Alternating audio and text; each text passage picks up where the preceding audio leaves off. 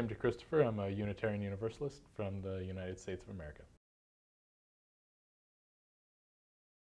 Well, I mean, I think the first answer to that is that everybody needs to become a lot more involved in taking on climate change. It's an issue that affects everyone and threatens all of our futures. So we need everyone engaged. And religious communities, just as communities of influence and powerful communities, need to be engaged.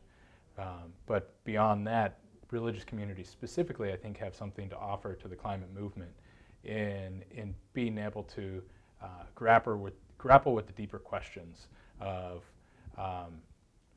how we move forward and hold on to our values in a world that doesn't keep growing, and in a society where we've defined progress as growth for so long. If that's no longer happening, what is the foundation for our values, and what's going to keep us moving forward if we're not moving forward to keep getting bigger and better, but in a time of collapse and contraction, what do we have to hold on to during that time? A lot of the climate movement, I think, has been avoiding the kind of questions of how we maintain our humanity as we navigate this period of really rapid and chaotic change that's to a large degree inevitable at this point. And we need communities with the kind of deeper courage to tackle those questions. And I think that's something that religious communities are well suited for.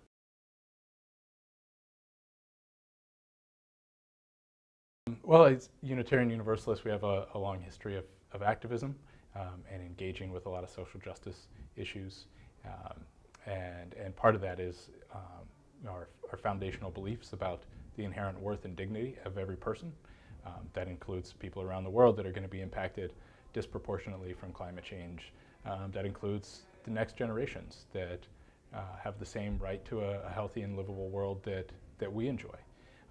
And so it means we need to stand up and defend that for them. We also believe in an interconnected web of existence, which means that we can't just extract what human beings want for ourselves without impacting the rest of that web of existence, which ultimately then impacts us and undermines our own ability to be able to live fruitfully in the world.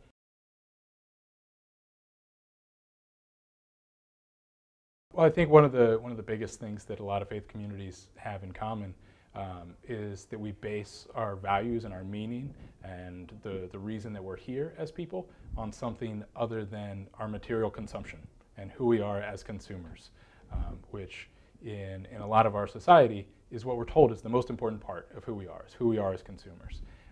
And that's certainly the mentality that has gotten us to this point of ecological crisis. And if we're going to get out of that crisis, we're going to need some other basis for meaning and some other basis for who we are as people beyond just consumers.